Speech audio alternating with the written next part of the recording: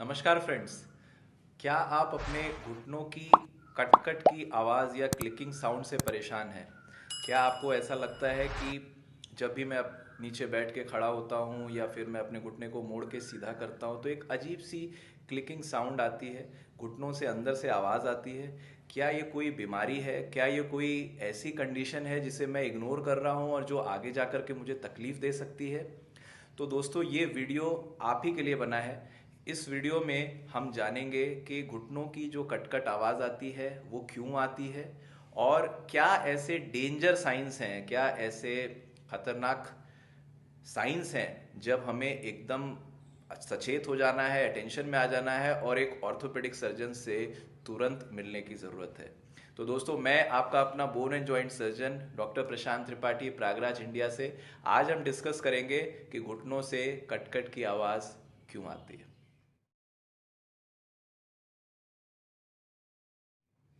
तो दोस्तों हम थोड़ा सा संक्षेप में समझें कि घुटने का जो हमारा जोड़ है वो कैसा होता है। तो जो हमारा घुटने का जॉइंट है वो जांग की हड्डी जिसे हम फीमर बोलते हैं, पैर की हड्डी जिसे हम शिन बोन या टिबिया बोलते हैं और नी कैप हड्डी जिसे हम पटेला बोलते हैं, इन तीन हड्डियों से मिलके बना हुआ है। कोई भी जॉइंट स्मूथ मूवमेंट के लिए, स्मूथ ग्लाइडिंग के लिए उसमें जो फ्रिक्शन है वो कम हो जाए, इसके लिए ज़रूरी है कि जो एंड्स हैं जॉइंट के वो स्मूथ रहें। तो भगवान ने हमें जो हमारी जांग की हड्डी का निचला भाग है और पैर की हड्डी का ऊपरी भाग है उसमें एक स्पॉन्ज नुमा, एक कार्टिलेज का एक स्मूथ जो है कैप जैसा स्ट्रक्चर बनाया है जो जांग की और पैर की हड्डी को कवर करके रखता है। तो इससे जब भी जांग और पैर की हड्डी आपस में समन्वय में मूवमेंट करती है तो इसमें कोई फ्रिक्शन या घर्षण नहीं होता है। इसके अलावा जांग और पैर की हड्डी के बीच में हमें वॉशर या फिर एक शॉक अब्जॉर्बर जिसे हम मेनिस्कस बोलते हैं वो दिया होता है। इस मेनिस्कस का काम है कि जो भी शरीर का वजन घुटनों पे आ रहा है वो बराबर रूप से हूप स्ट्रेसेस के माध्यम से डिस्ट्रीब्यूट हो जाए। तीसरी चीज साइनोवियल फ्लूइड। हमारे घुटनों में अमूमन तौर पे लगभग 10 ml के आसपास, 5 से 10 ml एक लिक्विड सिक्रीट होता है और वो घुटनों के अंदर एक लुब्रिकेशन प्रोवाइड करता है। जैसे कोई भी आपको मशीन चलानी है तो हम उसमें ऑयलिंग करते हैं ताकि वो मशीन स्मूथ चले, वैसे ही हमारे घुटनों के अंदर ये ऑयल जो है वो साइनोवियल फ्लूइड है। लेकिन साइनोवियल फ्लूइड का नॉर्मल अमाउंट बहुत कम होता है, 5 to 10 ml ओनली। तो ये तीन ऐसी चीजें हैं जिससे हमारे घुटने स्मूथली ग्लाइड करते हैं, एक नॉर्मल फंक्शन करते हैं। अब बात आती है कि हमारे घुटनों से ये कटकट आवाज आती क्यों है। तो दोस्तों जो नॉर्मल फिनोमेना है कटकट की आवाज आने का उसे हम बोलते हैं कैविटेशन फिनोमेना। अब ये क्या भला है? जो हमारे जांग और पैर की हड्डी है, जब भी ये घुटने हमारे मुड़ते हैं, सीधे होते हैं, ये हड्डियां मूव करती हैं, तो जो साइनोवियल फ्लूइड मैंने बताया, जो ऑयल है घुटने में, उसमें बबल्स जनरेट होती हैं और ये बबल्स जब फटती हैं, फूटती हैं, तो एक क्लिक आवाज़ आती है। तो ये एक नॉर्मल फिनोमेना है, कैविटेशन से हमें कहीं पर भी घबराने की ज़रूरत नहीं है। लेकिन कौन से ऐसे पैथोलॉजिकल कंडीशंस हैं जिसमें ये कटकट की आवाज़ आती है लेकिन उसमें हमें दिक्कत हो सकती है? अब मैं आपको वो बताऊंगा। तो इसमें सबसे पहले आता है माइक्रो कार्टिलेज ब्रेक्स या माइक्रो कार्टिलेज टियर। दोस्तों मैंने बताया कि कार्टिलेज क्या है। शुरुआत में वो जांग और पैर की हड्डी के ऊपर एक कवरिंग है। सबसे ज़्यादा ध्यान देने की ज़रूरत है कि जो हमारा कार्टिलेज है वो ए वैस्कुलर और ए न्यूरल स्ट्रक्चर है। इसका क्या अर्थ है? जो हमारा कार्टिलेज है उसमें ना तो कोई ब्लड सप्लाई है और ना तो कोई नर्व सप्लाई है। ये सबसे बड़ी घातक चीज़ है। क्यों है दोस्तों? क्योंकि जब कार्टिलेज में कोई नर्व सप्लाई ही नहीं है तो जब कार्टिलेज में माइनर ब्रेक्स आते हैं तो हमें कभी पता ही नहीं चलता कि ऐसा कुछ हुआ है। और इन ब्रेक्स के बारे में जो हमें पता नहीं चलता, हमें उसका सेंसेशन नहीं होता, हमें दर्द नहीं होता क्योंकि इसकी नर्व सप्लाई नहीं है।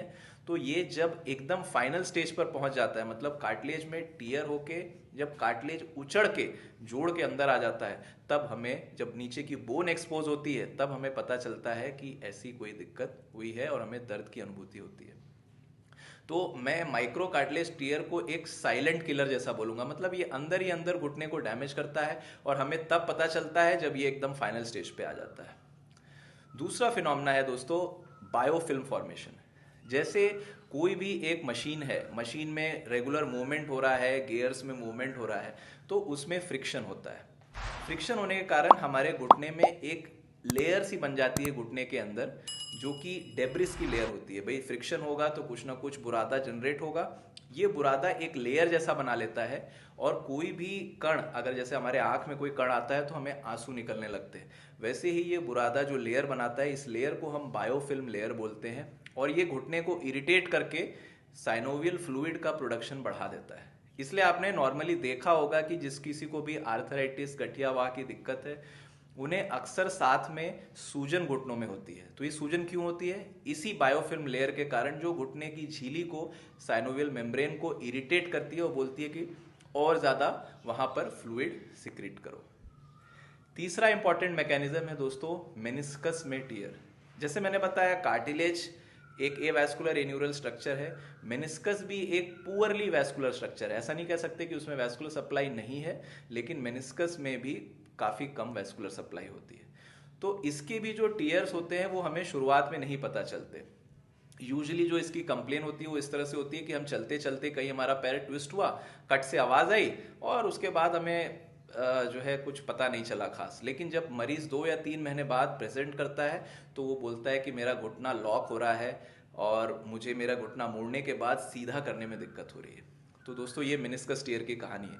मेनिस्कस टियर शुरुआत में एक छोटे बारीक टियर जैसे शुरू होता है, और जब हम इसे इग्नोर करते हैं तो ये बढ़ते बढ़ते जोड़ में, जांग और पैर की हड्डी के बीच में आके फंस जाता है। और जब ये फंसता है तो हमें लॉकिंग की सेंसेशन होती है। हमारा घुटना जब हम मोड़ के सीधा करते हैं तो सीधा नहीं कर पाते, क्योंकि जोड़ के बीच में वो मेनिस्कस का टुकड़ा आकर के फंस जाता है।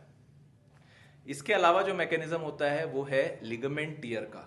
दोस्तों हमारे घुटने में ACL और PCL नामक लिगामेंट्स हैं, एंटीरियर क्रूशिएट लिगामेंट और पोस्टीरियर क्रूशिएट लिगामेंट। ये बेसिकली जांग और पैर की हड्डी के बीच में एक कनेक्शन है, और जांग की हड्डी को पैर की हड्डी के साथ साथ मूव कराने के काम आते हैं। लेकिन किसी स्पोर्ट्स इंजरी, कोई चोट के कारण, कोई एक्सीडेंट के कारण कभी कभी ये लिगामेंट टूट हो जाते हैं, तो उसके कारण हमारे घुटने में अस्थिरता आ जाती है, इंस्टेबिलिटी आ जाती है। तो ये भी एक मैकेनिज्म है, क्योंकि जब घुटने के बीच में कनेक्शन नहीं रहेगा तो जांग और पैर की हड्डी आगे पीछे स्लाइड करेगी, जो कि साउंड्स को जनरेट करती है। इसके अलावा लास्ट जो इसका मैकेनिज्म है वो है पटेला का डिसलोकेशन या नी कैप डिसलोकेशन। बच्चों में अक्सर घुटना जब वो मोड़ के सीधा करते हैं तो कभी कभी ऐसा होता है कि जो नी कैप की हड्डी है वो बाहर की तरफ छटक जाती है। इसे हम पटेला का डिसलोकेशन बोलते हैं। तो उसमें भी ऐसे क्लिकिंग साउंड्स आते हैं। मतलब आपका घुटना मोड़ के आपने जैसे ही आपने सीधे से मोड़ना शुरू किया तो वो घुटने की जो पटेला, जो नी कैप हड्डी है, वो बाहर की तरफ छटक जाएगी। तो ये भी क्लिकिंग साउंड भी आया, लेकिन उसके साथ पैथोलॉजिकल क्या हुआ कि वो घुटने की हड्डी बाहर की तरफ खसक रही है। तो दोस्तों ये सारे जो भी पैथोलॉजिकल टाइप के क्लिकिंग हैं, ये डेंजरस हैं, ये खतरनाक हैं और इनको हम कतई इग्नोर नहीं कर सकते। तो दोस्तों अब आते हैं हम फाइनल पार्ट अपने वीडियो में, कि कौन सी ऐसी कंडीशंस हैं जिसमें हमें एकदम सचेत हो जाना है, जो कि एक डेंजर साइन है, एक रेड फ्लैग साइन है कि भैया अब तो हमें ऑर्थोपेडिक सर्जन से मिलना ही पड़ेगा। तो वो क्या क्या है? तो अगर आपके क्लिकिंग साउंड जो आ रही है घुटने में वो दर्द के साथ एसोसिएटेड है, वो पेन के साथ, पीड़ा के साथ है, तो आप तुरंत अपने ऑर्थोपेडिक सर्जन से मिलें। अगर आपको क्लिकिंग साउंड आ रही है, उसके साथ साथ आपके घुटने में अस्थिरता है, इंस्टेबिलिटी है, आप तुरंत अपने ऑर्थोपेडिक सर्जन से मिलें। अगर आपके क्लिकिंग साउंड के साथ आपके घुटने में लॉकिंग की दिक्कत है, मतलब आप घुटना अपना मोड़ के जब मोड़ के सीधा करते हैं तो आपका घुटना सीधा नहीं हो पाता, लॉकिंग है, तुरंत आप अपने ऑर्थोपेडिक सर्जन से मिलें। अगर क्लिकिंग साउंड जो आपके घुटने में आ रही है उसके साथ आपको बहुत सीवियर पेन हो रहा है, तो ये भी एक कार्टिलेज डैमेज को दर्शाता है। इसके अलावा अगर क्लिकिंग साउंड के साथ आपकी नी कैप की हड्डी, पटेला की हड्डी बाहर की तरफ छटक जा रही है, तो ये भी एक खतरनाक साइन है। इसमें आपको तुरंत अपने ऑर्थोपेडिक सर्जन से मिलना है। और दोस्तों लास्ट जो साइन है वो है कि अगर आपके क्लिकिंग साउंड के साथ घुटने में सूजन की दिक्कत है, स्वेलिंग की दिक्कत है, जैसे मैंने बताया बायोफिल्म फॉर्मेशन, तो उसमें भी आपको अपने ऑर्थोपेडिक सर्जन से मिलना है। तो दोस्तों ये संक्षेप में मैंने आपको समझाने की कोशिश करी कि क्लिकिंग साउंड जो घुटने में है वो कब नॉर्मल है, कब वो खतरनाक है, अगर वो खतरनाक है तो किन किन कंडीशंस के कारण होता है, और अगर वो खतरनाक कंडीशंस हमें पता चले, कैसी कंडीशन होंगी जब हमें ऑर्थोपेडिक सर्जन से तुरंत मिलना है। तो इस वीडियो से आपके क्लिकिंग साउंड का जो भी आपके मन में ख्याल है वो क्लियर हो जाने चाहिए। अगर आपको कोई भी प्रश्न है इस वीडियो से रिलेटेड, आप हमें कमेंट सेक्शन में पूछें, मैं उसे पर्सनली आंसर करने का ज़रूर ट्राई करूंगा। दोस्तों, अगर मेरे चैनल को अभी तक लाइक और सब्सक्राइब नहीं किया है तो ज़रूर कर लें। अब मैं आपसे विदा लूंगा। आपका धन्यवाद।